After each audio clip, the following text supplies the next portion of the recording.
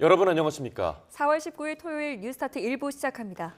더불어민주당 이재명 대선 경선 후보가 집권하면 당장은 용산 대통령실을 집무실로 쓰는 게 가장 현실적이라고 밝혔습니다. 불법 계엄 사태를 일으킨 사범들에겐 철저한 책임을 묻고 또 사면하지 않겠다는 뜻도 내비쳤습니다. 나혜인 기자입니다. 권역별 순회 경선을 하루 앞두고 첫 TV 토론에 나선 민주당 대선 경선 후보들은 상호 비방 대신 서로의 정책 비전을 확인하는 데 주력했습니다. 세 후보 모두 행정수도 세종 이전을 약속했지만 대통령에 당선되면 임기 첫날 어디서 업무를 시작할지를 두곤 생각이 달랐습니다. 특히 이재명 후보는 당분간 현재 용산 대통령실을 활용할 수밖에 없다는 뜻을 처음으로 내비쳤습니다.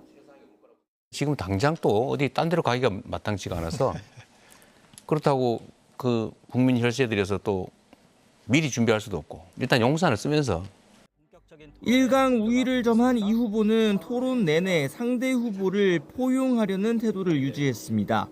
불법 계엄의 재발을 막으려면 철저한 단죄가 필요하다며 내란 사범에겐 대통령 사면권 행사를 금지하자는 김동연 후보 제안을 추켜 세웠습니다. 그 전적으로 공감합니다. 사면 금지도 저도 상당히 일리 있는 대책일 거라는 생각이 듭니다. 반면 김동연 후보는 이 후보가 책임 있는 정치인이라면 개헌에 앞장서고 포퓰리즘적 감세 경쟁에선 벗어나야 한다고 각을 세웠습니다. 경선 규칙이 공정하지 않다는 불만도 에둘러 드러냈습니다. 이미 기울어진 운동장인데 경선에 의미가 없다는 이야기까지 했습니다. 담대하게 국민을만 보고 가겠습니다. 김경수 후보는 압도적 정권 교체를 위한 연합 정치의 필요성을 강조하며 정책 역량을 부각하는 데 집중했습니다. 반드시 모두가 이기는 경선으로 만들겠습니다. 그래야 압도적인 정권 교체가 가능합니다. 1차 토론회를 마친 민주당은 충청권을 시작으로 21대 대선 후보 선출을 위한 본격 순회 경선에 돌입합니다. YTN9입니다. 더불어민주당은 충청에서 21대 대선 후보 선출을 위한 첫 권역 경선을 진행합니다. 이재명, 김경수, 김동연 경선 후보는 오늘 충북 청주체육관에서 진행되는 합동연설회에 참석한 뒤 지난 16일부터 진행된 지역 권리당원 온라인 ARS 투표와 대의원 온라인 투표 결과를 받게 됩니다. 민주당 대선 후보는 내일 영남권, 오는 26일 호남권 순회 경선을 거쳐 오는 27일 수도권 합동연설회에서 당원 투표 50%, 일반 국민 여론조사 50%로 결정될 예정입니다. 다음 주 후보군을 4명으로 압축하는 1차 컷오프를 앞두고 국민의힘은 후보들의 정견과 정책을 듣기 위한 자리를 마련했습니다. 저마다 자신이 민주당 이재명 예비 후보에 맞설 대항마라고 강조했는데 후보들 사이 새 대결도 본격화하고 있습니다. 박정현 기자입니다. 주말 토론회를 앞두고 열린 비전 발표회, 국민의힘 경선 후보들은 민주당 이재명 예비 후보를 향한 비판에 한 목소리를 냈습니다. 너도 나도 이재명 후보를 막아낼 적임자는 바로 자신밖에 없다고 주장했습니다. 김문수, 안철수 두 후보는 이 후보의 사법 리스크에 맞서 청렴함과 도덕성을 무기로 앞세웠습니다. 거짓 없는 정직한 사람, 저 김문수만이 이재명의 거짓과 부패를 물리칠 수 있습니다. 깨끗한 안철수를 내세우면 이재명이 만들 암울한 미래 걱정 안 하셔도 됩니다. 홍준표, 한동훈, 나경원 후보는 이재명 정권이 득세하면 나라가 망가질 거라며 이른바 이재명 포비아, 공포심을 자극했습니다. 도대체 그런 사람이 대통령이 되면 이 나라는 비투성이 나라가 됩니다. 가장 위험한 사람이 대통령이 돼서 괴물 정권이 탄생해서 우리의 성취를 무너뜨리는 것을 막아야 합니다. 민주당 일당 독재, 이재명 1인 독재 막아야 하지 않겠습니까? 다만 양양자 이철호 후보는 이재명 후보를 이기기 위해선 결국 지도자다운 면모로 설득해야 한다며 각각 경제와 지역 발전을 부각했습니다. 경선 레이스가 본격화되며 후보들 사이 공약 경쟁도 시작됐는데 물밑에선 세불리기도 치열하게 전개되고 있습니다. 대세론을 형성한 후보가 보이지 않는 상황 속 1, 2차 컷오프에서 우위를 점하기 위해 현역 의원들을 포섭하려는 움직임으로 해석되는데 김문수 캠프에선 장동혁 의원이 추가로 합류했고 한동훈 캠프는 공동선대위원장에 육선 조경태 의원과 최재형 전 의원을 선임했습니다. 1차 컷오프로 후보군이 압축되면 캠프 사이 세대결은 더 가열될 거로 전망됩니다. 다만 이른바 절대 강자가 없는 상황인 만큼 원내에선 의원들 사이 눈치 싸움도 계속되는 분위기입니다. YTN 박정현입니다. 네, 이런 가운데 국민의힘이 당의 대선 후보를 정하기 위한 1차 경선 토론회를 엽니다. 토론회는 이틀간 2개 조로 나뉘어 진행되는 가운데 오늘은 A조 김문수, 안철수, 양향자, 유정복 경선 후보가 청년 미래를 주제로 토론을 펼칩니다.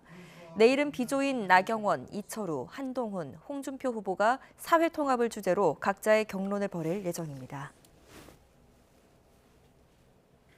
이재명 후보의 행정수도 이전 구상 발표로 지난 2004년 헌법재판소의 위헌 결정이 재조명을 받게 됐습니다. 관습법에 맞지 않고 국민투표권이 침해돼 개헌이 필요하다는 판단이었는데 시대의 흐름에 따라 해석이 바뀔 수도 있다는 주장이 나오고 있습니다. 신지원 기자입니다.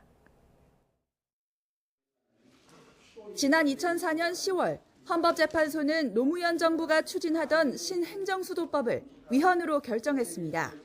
서울이 수도라는 사실은 오랜 전통으로 형성된 관습헌법이라며 헌법 개정과 국민투표를 거칠 필요가 있다는 판단이었습니다.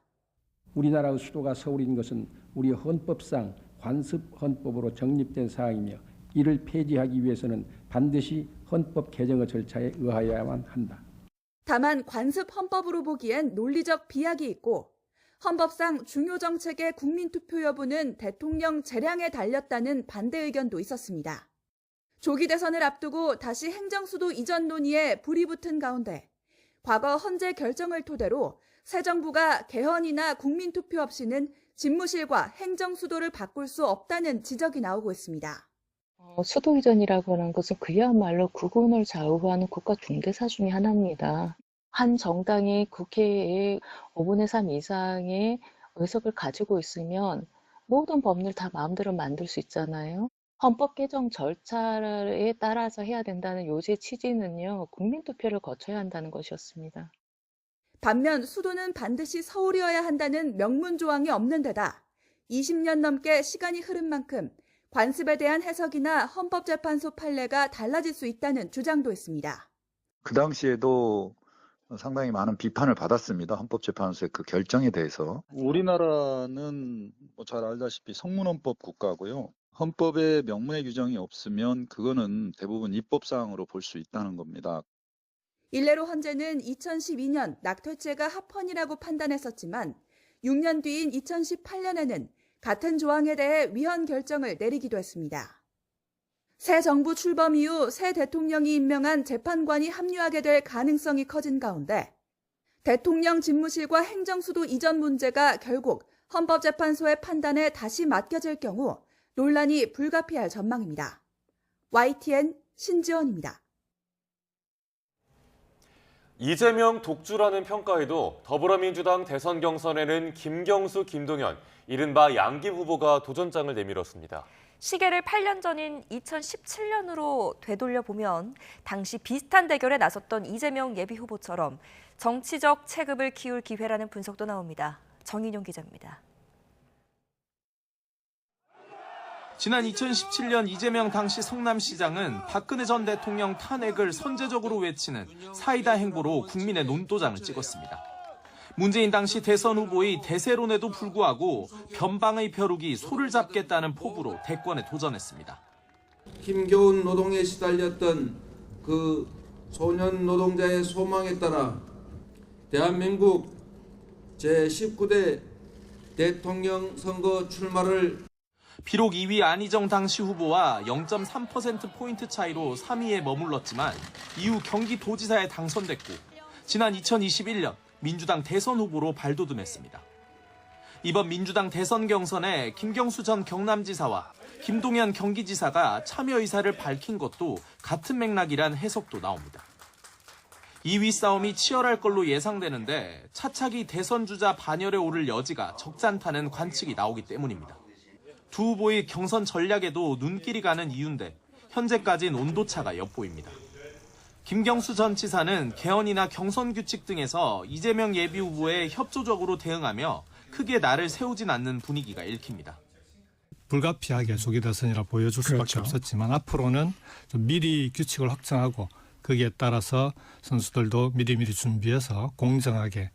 반면 김동연 지사는 경선 규칙에 이어 이재명 표 정책에도 견제구를 날리며 뚜렷한 차별화 모드로 경선전을 치르고 있습니다.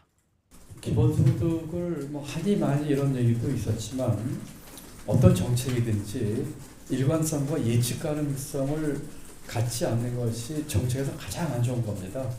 김 지사는 경선 여론조사를 두고도 지난 총선 때 비명계에 불리한 여론조사를 주도했다는 의혹을 받았던 업체가 4곳 가운데 한 곳으로 포함되자 본선 승리는 멀어질 거라며 맹공을 퍼부었습니다.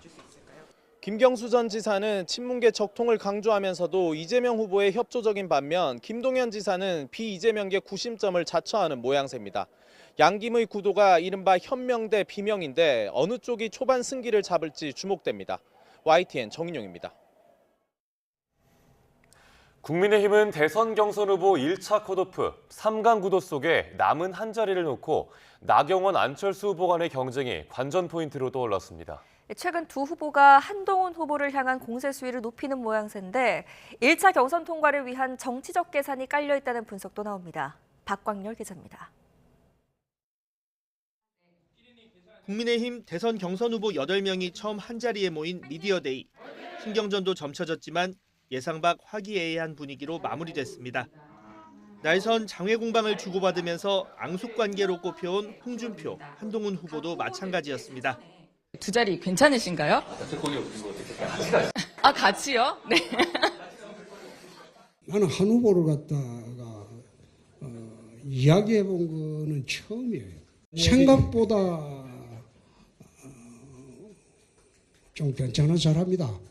후보를 4명으로 추릴 1차 컷오프를 사흘 앞두고 홍준표, 한동훈, 김문수가 3강, 나경원, 안철수는 2중 구도라는 분석이 지배적입니다. 실제 최근 국민의힘 대선 후보 적합도 여론조사를 보면 홍준표 12%, 한동훈 10%, 그 뒤를 김문수, 안철수, 나경원 후보가 이었습니다. 국민의힘 지지 응답자로 한정하면 홍준표, 김문수 각각 23%에 한동훈 19%, 나경원 6%, 안철수 후보 4% 순이었습니다. 4강 가운데 남은 한 자리를 사이에 둔 쟁탈전. 공교롭게 나경원, 안철수 두 후보가 모두 한동훈 때리기 수위를 더 끌어올리는 분위기입니다. 나 후보는 한 후보가 탄핵을 선동했다며 여당 대표였음에도 윤 전 대통령과 대립하고 탄핵소추 과정에서 찬성 입장을 낸 점을 겨냥했고, 탄핵은 하지 말아야 된다는 이야기를 누차 했음에도 불구하고 결국은 오늘의 조기 대선을 만드셨는데 대선 후보로 나오시는 것은 적절하지 않다. 안 후보는 민주당 이재명 예비 후보에게 제일 손쉬운 상대가 한동훈 후보라고 목소리를 높였습니다. 법무장관도 하고 비대위원장 또한 최대의 시해를 입은 사람 아닙니까? 지난 총선에서 사상 최대, 역대 최악의 패배를 했습니다. 나 후보는 탄핵 정국에서 탄핵 반대 입장을 분명히 하며 전통 보수와 핵심 지지층의 눈도장을 찍은 바 있습니다. 여기에 안 후보는 8명의 주자 가운데 한 후보와 함께 소수 찬탄파로 꼽힙니다. 각각 핵심 지지층, 중도 무당층을 공략해 빅4 안에 들기 위한 포석이란 관측이 나오는 이유입니다. 이에 한동훈 후보는 경선이 아닌 본선 승리를 위한 화합과 통합을 강조하면서도 지나친 공세엔 대응하겠다며 토론의 한판 승부를 예고했습니다. 12월 3일 날 10시 반에 제 입장이었으면 계엄을 막을 겁니까? 아니면 우리 대통령이 낸 것이니까 그냥 옆에서 대통령의 계엄을 지원할 겁니까? 우리 지지자들께서 굉장히 고통받고 힘드셨던 것에 대해서는 안타깝게 생각합니다. 다가오는 4강 대진표가 2차 경선은 물론 결선 투표 여부까지 판가름할 핵심 변수란 전망도 적지 않습니다.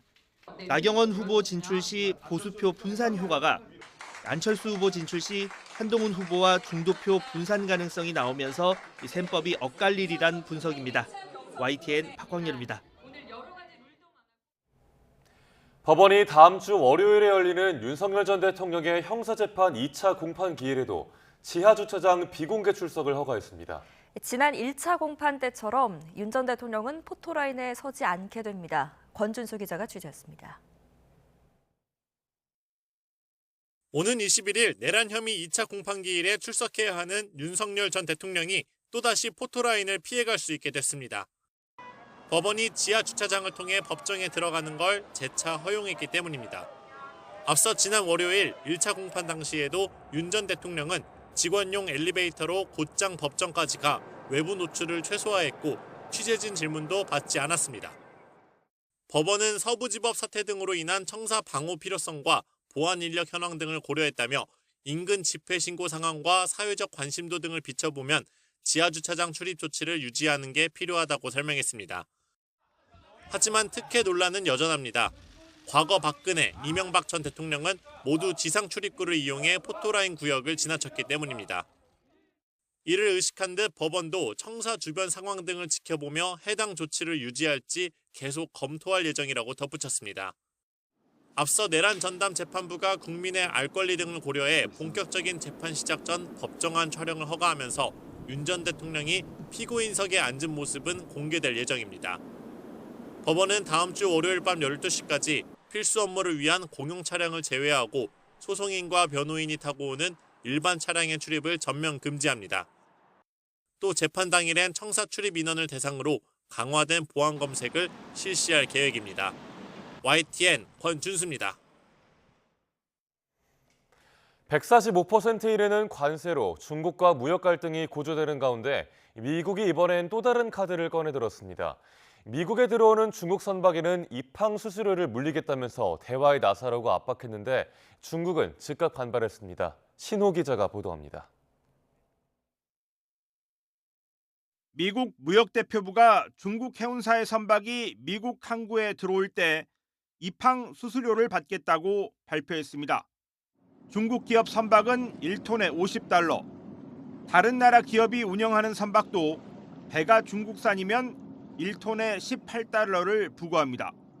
180일 뒤인 올해 10월 14일부터 적용되는데 수수료는 매년 올라갑니다. 중국 해운업과 조선업을 동시에 겨냥한 압박 카드입니다. 전 세계 무역업체들이 중국 해운사를 회피하거나 중국 조선사의 컨테이너선 주문을 기피하게 만드는 효과를 노린 것으로 보입니다. 경쟁 관계에 있는 우리 조선 해운업계에는 반사 이익이 뒤따를 수도 있습니다. 중국 정부는 즉각 반발했습니다. 我们敦促美方尊重事实和多边规则，立即停止错误的做法。 이렇게 중국을 향해 압박 수위를 높여가면서도 트럼프 대통령은 대화를 통한 문제 해결에 자신감을 표현했습니다. 중국이 연락을 해오고 있고 3, 4주 뒤에는 협상이 타결될 거라고 말했는데 미국의 희망사항으로 보는 시각도 있습니다. I have a very good relationship with President Xi, and I think it's going to continue. And I would say they have reached out a number of times.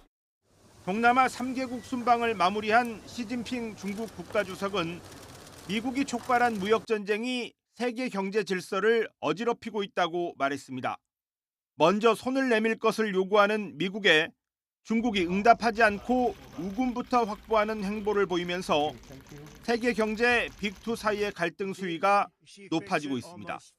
YTN 신호입니다. 지난달 대미 철강 수출액이 1년 전보다 19% 가까이 급락한 걸로 나타났습니다. 미국 관세 폭탄의 피해가 현실화하는 게 아니냐는 우려 속에 조선과 배터리 등 일부 업종은 중국 업체들이 밀려난 미국 시장에서 새로운 기회를 찾으면서 희비가 엇갈리는 모습입니다. 박기환 기자입니다. 미국과 통상전쟁의 첫 신호탄이었던 철강 25% 관세. 3월 12일부터 시작됐지만 파장은 벌써 감지되고 있습니다. 지난달 대미 철강 수출액은 지난해 같은 달보다 18.9% 쪼그라든 3억 4천만 달러로 특히 자동차용 강판 수출이 가장 크게 줄었습니다. 구매부터 수출까지 수개월이 걸리는 만큼 관세 영향이 본격화하지도 않았는데 벌써 큰 폭으로 떨어진 겁니다. 더 큰 문제는 지난 3일 발효된 자동차 관세 25%. 미국 수출 의존도가 높은 만큼 올해 수출은 20% 가까운 타격을 입을 것이라는 전망도 나왔습니다. 기업들 전략에 의해서 갈 텐데 기업들은 뭐 이렇게 아직 크게 감소할 이야기는 안 하고 있고 전반적으로 봤을 때 뭐 즉 가격이 올라가고 시장이 위축이 되면 빠질 수밖에 없거든요. 반면 트럼프 대통령이 여러 차례 러브콜을 보낸 우리 조선업계의 앞날은 밝은 편입니다. 미국 상선이나 군함은 미국에서 건조되고 미국 국적이어야 한다는 존스법이나 번스 톨레프슨법이 폐지되면 미국 측 주문량이 물밀듯 쏟아질 것으로 예상되고 있습니다. 또 미국이 중국 선박의 입항 수수료를 물리기로 하면서 중국산 선박 비중이 낮은 우리 해운사들이 반사이익을 누릴 수 있다는 기대감도 커지고 있습니다. We need to have alternatives to Chinese shipping. We're trying to create a market and a demand for alternatives to Chinese shipping construction. 뿐만 아니라 중국의 저가 공세에 시달려온 배터리와 태양광 기업들 역시 그간 움츠러들었던 어깨를 펼 수 있을 전망입니다. 우리 기업들은 대부분 미국 현지 생산으로 관세 영향에서 벗어나 있지만 중국 경쟁사들은 100% 넘는 관세를 온몸으로 받아내야 하기 때문입니다. 다만 당분간 유예된 상호 관세율과 추가 품목 관세에 따라 직격탄을 맞는 업종이 확대될 수 있는 만큼 다음 주 본격화하는 한미 협상에 이목이 쏠리고 있습니다. YTN 박견입니다. 트럼프 미국 대통령의 관세로 미국 자동차 시장 판도에 변화의 조짐이 일고 있습니다. 가격 인상을 앞둔 자동차 제조사들은 미국 소비자들의 마음을 사로잡기 위한 경쟁에 사활을 걸고 있습니다. 뉴욕에서 이승윤 특파원입니다.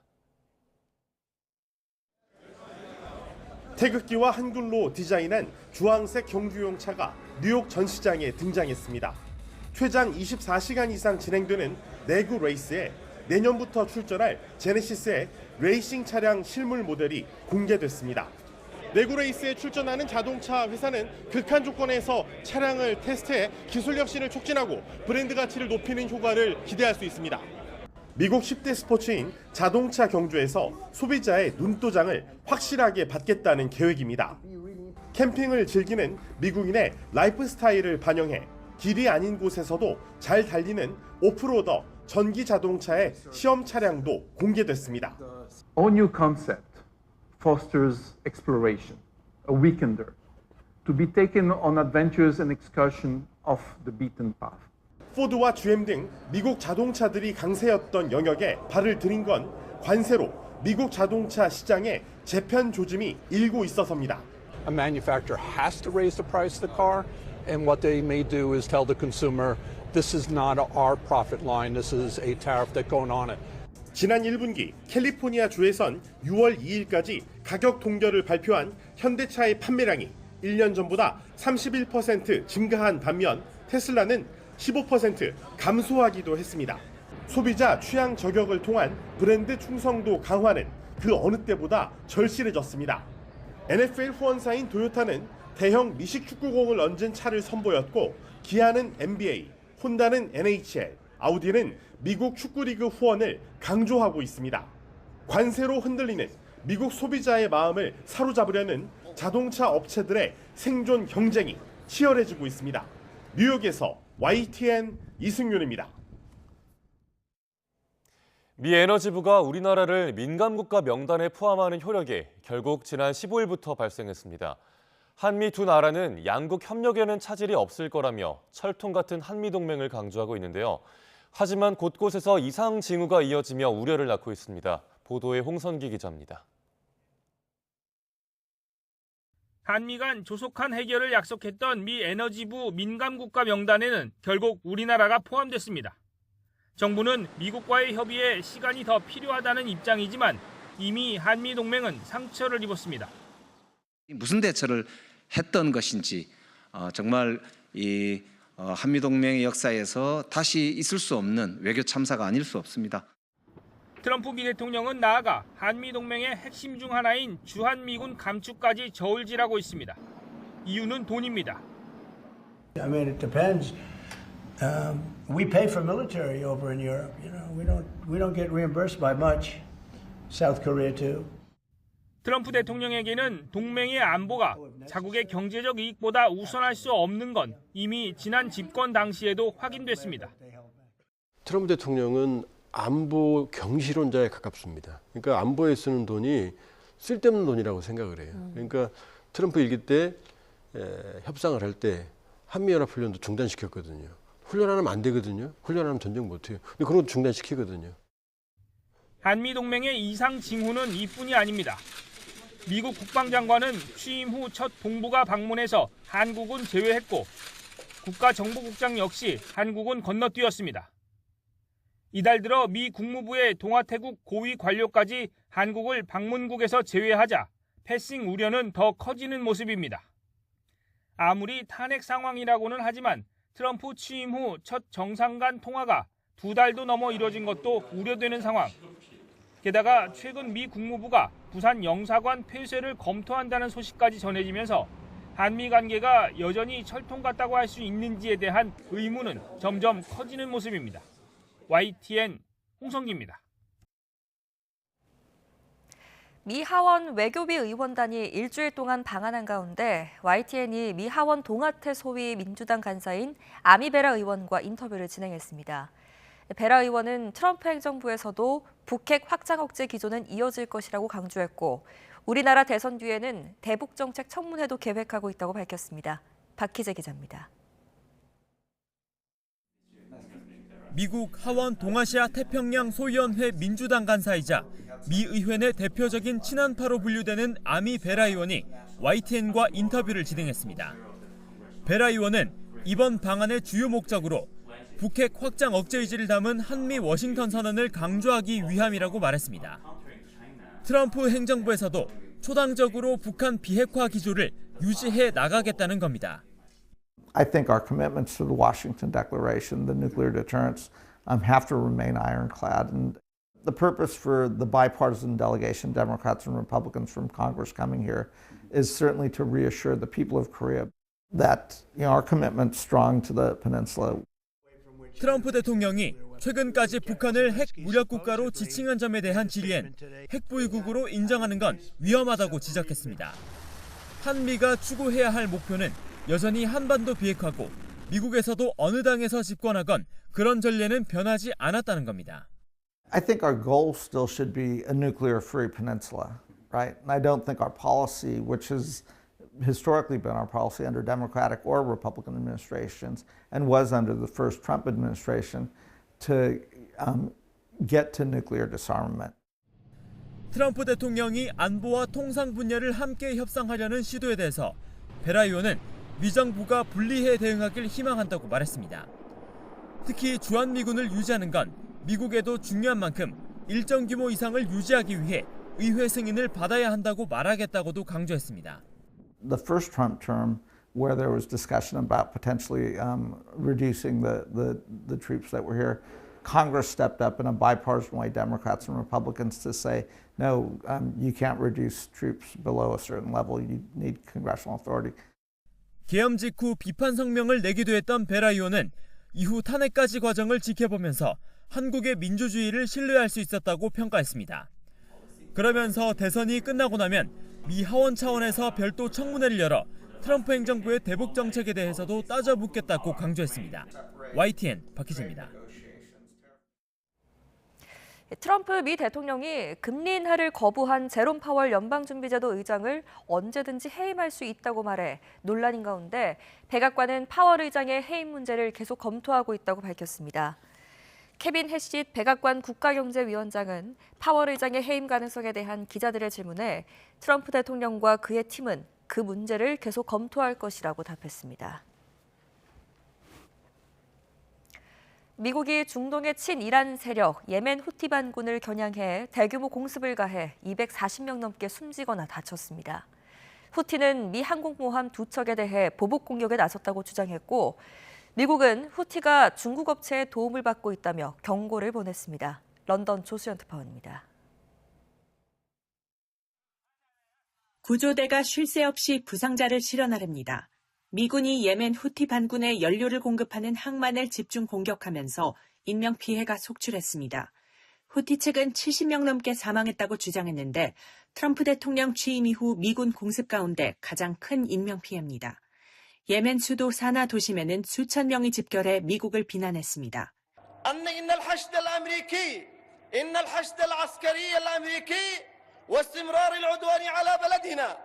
후티 반군은 곧바로 중동에서 작전 중인 미 해군 항공모함 2척을 상대로 보복 공격에 나섰습니다.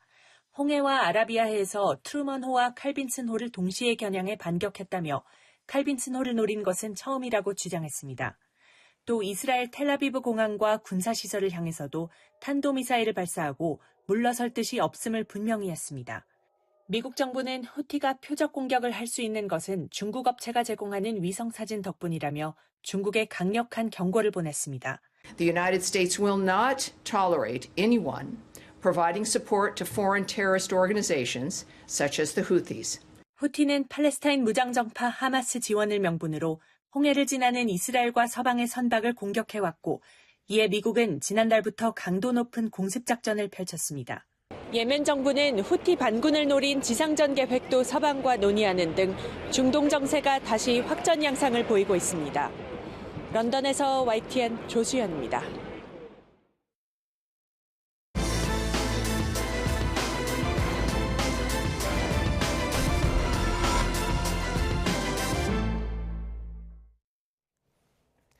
윤석열 전 대통령 탄핵 심판과 계엄 사태 수사가 남긴 과제를 짚어보는 기획보도입니다.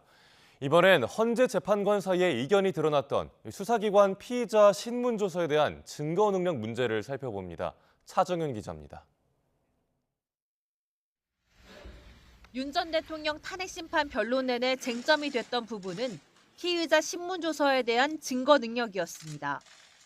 국회 측 대리인단은 검찰이 작성한 군 수뇌부들의 진술조서를 증거로 제시했는데 윤 전 대통령 측은 반대 신문도 할 수 없는 관련자의 조서를 채택하는 건 위법하다며 변론 도중 심판정을 나가기도 했습니다. 형사 재판 절차에서는 증거로 쓸 수 없는 것을 탄핵 심판 절차에서는 증거로 썼다는 비난을 면하기 어려울 것입니다.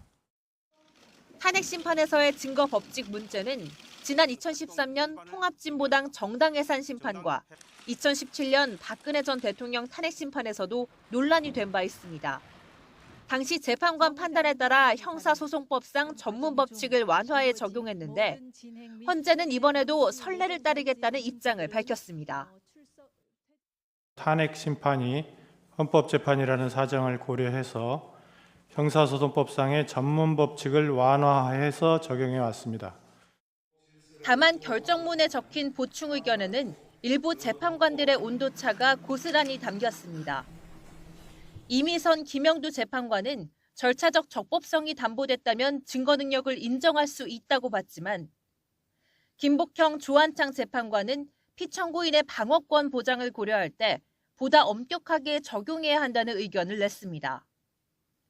이번 탄핵 심판에서도 수사기관 자료의 증거 능력이 또다시 논란이 됐던 만큼 추후 혼란을 방지하기 위해 전문 증거 법칙을 헌재 심판규칙 개정 등으로 명확히 해야 한다는 지적이 나옵니다.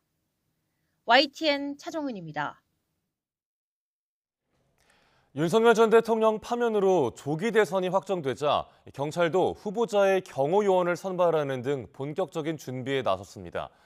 비상계엄 사태를 거치며 폭력 사태와 정치인들을 대상으로 한 협박이 잇따른 점을 고려해 지난 대선 때보다 경호 인력을 더 늘리기로 했습니다. 이현정 기자가 보도합니다. 오는 6월 3일 조기 대통령 선거를 앞두고 경찰도 안정적인 대선 관리 체제에 돌입했습니다. 먼저 후보자 경호 요원을 선발했는데 지난 대선 당시 150명보다 많은 인력을 투입하기로 했습니다. 탄핵 국면을 거치며 서부지법 폭동과 같은 극단적 사태가 벌어지고 정치인 등을 상대로 한 협박이 잇따르자 경호를 한층 강화하기로 한 겁니다. 실제 지난 1월부터 최근까지 경찰이 내사에 착수한 정치인과 법조인 등을 향한 살인 예고글은 235건으로 집계됐습니다. 석 달 만에 지난해 1년 동안 적발됐던 108건의 2배를 넘어섰습니다. 경찰은 오는 21일 충남 아산에 있는 경찰 인재개발원으로 선발된 요원들을 집결시키고 사흘 동안 집중훈련에 나설 계획입니다. 경찰청 관계자는 YTN과의 통화에서 임무 수행에 필요한 현장 대응력을 키우기 위해 시뮬레이션 등 다양한 기법을 활용한 경호 훈련이 이루어질 거라고 설명했습니다. 총이나 칼, 몽둥이, 이렇게 공격할 수 있는 가상 무기에 따른 대체 훈련을 할 거예요. 어떤 환경에서도 후보자의 안전을 위한 부분을 교육시키려고 할 겁니다. 경호 요원들은 다음 달 10일에서 11일 사이 대통령 후보자 등록이 끝나면 본격적인 활동에 나섭니다. 대선 후보자들은 경찰이 맡는 경호 가운데 최고 등급인 을호 수준의 경호를 받습니다. 4부 요인에 해당하는 국회의장과 대법원장, 헌법재판소장, 국무총리에게 제공되는 경우와 같은 수준입니다. 지난 대선 당시에는 주요 후보자 1명당 요원 30명 정도가 배치됐는데 이번 대선에서는 선발 인력을 증원한 만큼 더 많은 인원이 24시간 밀착 경호에 나설 것으로 보입니다. YTN 이현정입니다. 오늘 서울 곳곳에서 대규모 집회가 예정돼 교통 혼잡이 예상됩니다. 서울경찰청은 오늘 오후 진보단체가 서울 종로구 율곡로 일대에서 집회를 열고 세종대로에선 대규모 부활절 행사도 진행된다고 밝혔습니다. 세종대로와 서초구 서초중앙로 일대에선 보수단체들의 집회도 예정돼 있습니다. 경찰은 가변 차로를 운영하고 교통경찰 270여 명을 배치해 차량 우회 등 교통관리를 할 예정이라고 설명했습니다. 요즘 봄비가 주말마다 찾아오고 있습니다. 오늘도 전국에 비가 내리지만 지난주처럼 요란하거나 양이 많진 않은데요. 다만 중부지방은 밤에 비가 집중될 가능성이 있습니다. 김민경 기자입니다. 태풍급 비바람이 몰아쳤던 지난 주말에 이어 오늘도 전국에 비가 예보됐습니다. 다만 지난주처럼 요란하지는 않겠습니다. 지난 주말에는 북쪽에서 상층에 강한 한기가 내려온 데다 남쪽을 지나는 저기압까지 겹치며 대기가 매우 불안정했습니다. 하지만 이번 주는 북쪽 찬 공기와 남쪽 따뜻한 공기가 충돌하면서 비가 내리긴 하지만 대기 불안정이 심하지 않아 비의 강도는 약합니다. 비는 오전에 경기 북부와 강원 중북부부터 내리기 시작해 오후부터 밤사이 전국으로 확대되겠습니다.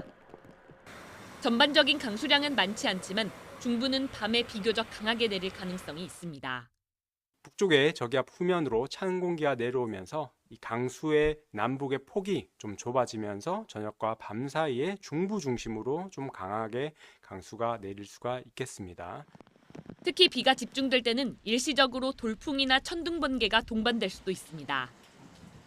비는 일요일인 내일 새벽부터 아침 사이 비구름이 점차 남하하면서 대부분 그칠 걸로 보입니다. 초여름 수준의 더위는 비와 함께 한층 누그러지지만 비가 그친 뒤는 다시 기온이 오름세를 보일 전망입니다. YTN 김민경입니다. 네, 수도권 곳곳에서 땅꺼짐 현상이 잇따르며 시민들의 불안감이 커지고 있습니다. 작은 싱크홀에도 화들짝 놀랄 수밖에 없는데 정부와 관련 기관들이 좀 더 근본적인 대책 마련에 나서야 한다는 지적이 나옵니다. 표정우 기자입니다. 주변 도로가 완전히 무너졌다는 속보가 갑자기 큰 소리가. 지난달 서울 강동구에서 대형 땅꺼짐이 발생한 뒤 한 달도 안 돼 이번에는 신안산선 광명 구간 공사 현장이 무너져 내렸습니다. 2명이 매몰됐고 결국 1명은 싸늘한 죽음으로 발견되면서 시민들의 불안은 커지고 있습니다. 진짜 내 일이나 내 가족의 일이 될 수도 있겠다. 출퇴근하면서 이제 버스도 많이 타고 다니는데 그런 일이 생기면은 솔직히 상상도 안 됩니다. 내가 딛고 선 땅이 또 언제 꺼질지 모른다는 걱정에 관련 신고도 빗발칩니다. 지난 16일 오후 서울 신사동 압구정역 인근 도로에선 10cm 정도 땅이 꺼졌다는 신고가, 같은 날 오후 성북구 돌고 지역에선 미세하게 도로 표면이 내려앉아 잠시 도로가 통제되기도 했습니다. 대형 땅꺼짐이 잇따르면서 작은 사고에도 놀란 가슴을 쓸어내려야 하는 경우가 잦아진 겁니다. 아무래도 그런 소식을 자주 접하니까 불안하기도 하고 왜 이렇게 이런 일이 생길까 하는 궁금증도 갖고. 특히 서울에만 50년 이상 노후화된 하수관로 비율이 30%가 넘는 것으로 조사돼 땅꺼짐 사고가 언제든 다시 발생할 것이란 우려도 높습니다.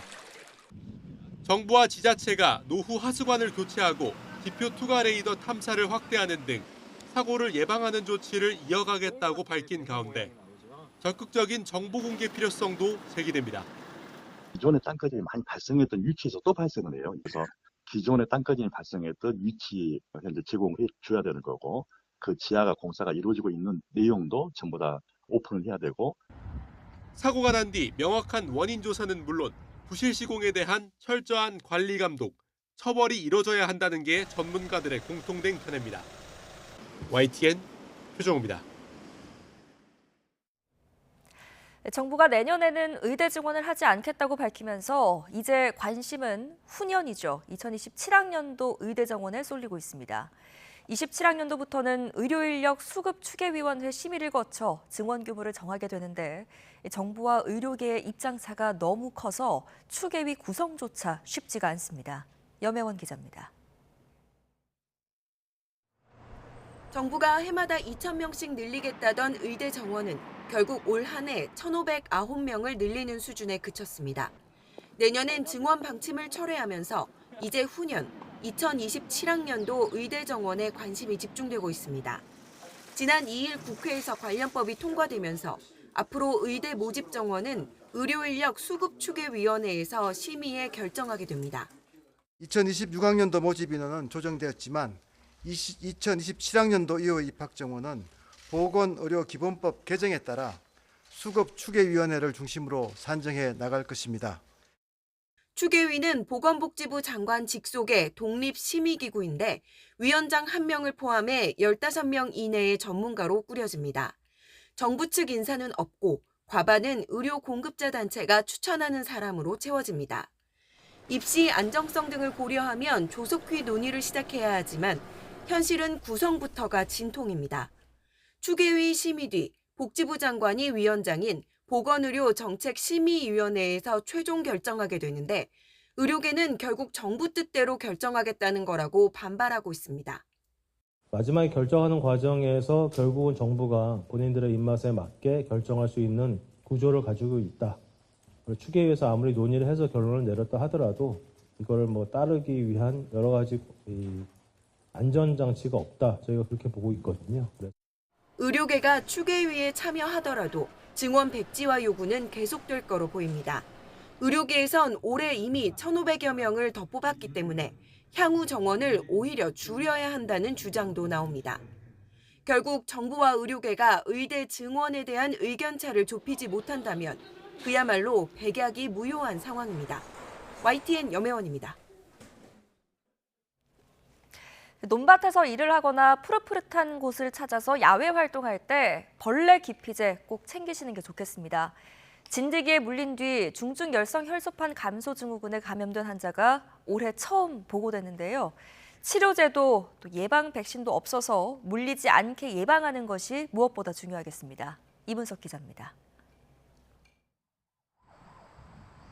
전북 남원시에 사는 80대 여성은 며칠 전 농사를 짓다 진드기에 물렸습니다. 이후 구토 증상과 함께 열이 섭씨 38도 넘게 올랐습니다.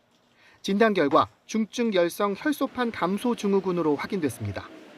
이 질병은 의료기관 방문이 늦어 증상이 악화하면 혈소판과 백혈구가 감소해 사망에 이를 수 있습니다. 우리나라에서 법정 감염병으로 지정된 2013년부터 2,066명이 발생했는데 5명 중 1명가량이 숨졌습니다. 발생 환자들 감염 경로를 추적해봤더니 골프나 낚시 등 여가 활동 요인보단 논밭 노동이나 제초 작업처럼 일하다 물린 경우가 대부분이었습니다. 아직 치료제와 백신이 없어서 진드기에 안 물리도록 예방이 중요합니다.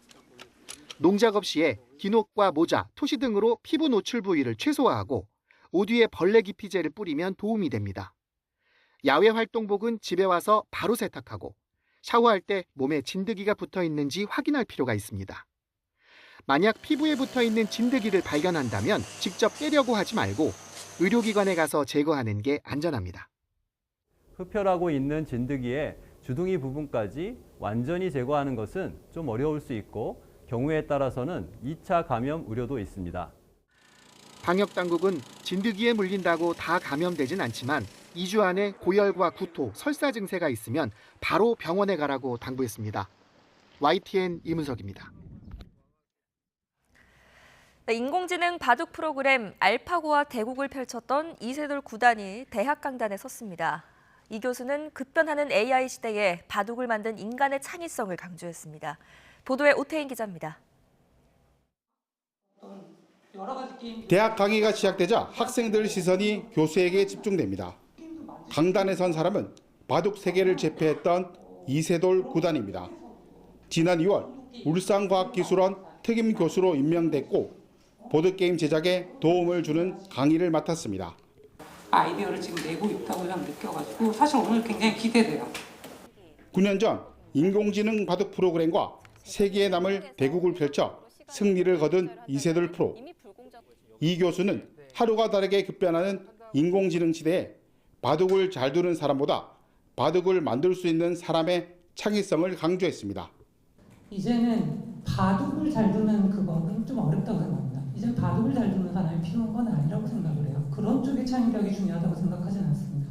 이제는 바둑을 만들 줄 아는 사람이 저는 필요하다고 생각을 합니다. 울산과학기술원은 이 교수 합류를 발판 삼아 모든 학생에게 AI 기본 교육을 하겠다는 계획입니다.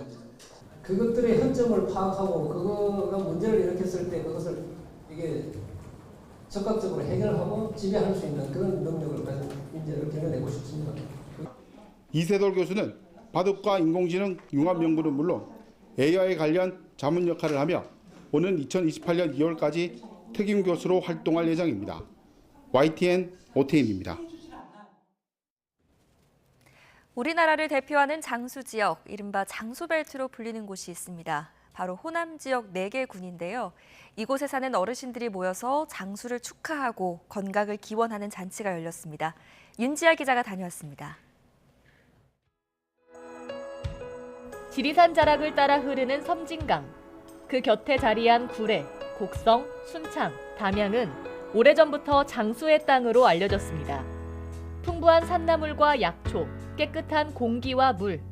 이런 청정 자연과 함께하는 삶이 장수의 비결로 꼽힙니다. 진짜 물이 좋아. 이 강천산에 있는 물이 지하에서 뭐 3,000m부터 끌어본 물이 나고 오는 건데. 서울대학교 의과대학 연구팀이 100세 이상 장수 노인 분포도가 높은 국내 상위 10개 지역을 조사했더니 절반 이상이 순창을 비롯한 호남 지역이었습니다. 이런 장수촌에 사는 어르신 300여 명이 한자리에 모였습니다. 2003년 4개 지방자치단체가 장수벨트 행정협의회를 만든 뒤 해마다 돌아가며 100세 잔치를 벌이는데 올해는 순창에서 열렸습니다. 잔치에선 어르신들의 장수 비결을 생생하게 담아낸 마당극이 펼쳐졌습니다. 늙은 양반들 많이 모셔놓고 이렇게 잔치를 하니까 좋죠. 순창구는 어르신 스스로 건강한 삶의 주체가 될 수 있도록 복지 지원 체계를 지속 확대하겠다고 밝혔습니다. 건강한 생활을 위하여 목욕비 지원과 노인 건강교실을 운영하고 있습니다. 사회와 단절되지 않도록 노인 일자를 지속 확대하고 있습니다.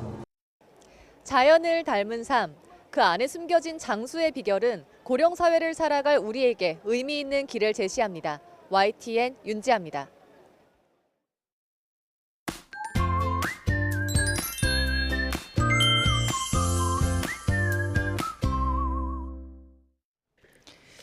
현재 수도권에는 약하게 빗방울이 떨어지고 있습니다. 오후에는 그 밖의 지방으로 확대하겠는데요. 양은 경기와 강원도를 중심으로 5에서 30, 그 밖의 대부분 지방에서도 5에서 40mm 정도로 많지는 않겠습니다. 다만 황사비가 섞여 내릴 수 있다는 점 참고해 주시기 바랍니다. 서해안과 남해안은 오늘 오전까지 짙은 안개가 끼겠고 수도권은 오전까지 공기가 탁하다가 오후부터는 농도가 약해질 것으로 보입니다. 현재 기온 살펴보겠습니다. 현재 서울은 16도, 청주가 18.6도, 대구 17.3도로 선선하고요. 낮 기온 살펴보면 서울이 17도, 그리고 충청과 남부를 중심으로는 어제보단 기온이 내려가지만 여전히 초여름 더위가 예상됩니다. 청주가 23도, 안동과 대구가 26도로 예상되고 있습니다. 날씨였습니다. 뉴스타트 1부 마칩니다. 잠시 후 2부가 계속됩니다. 시청해주신 여러분 고맙습니다.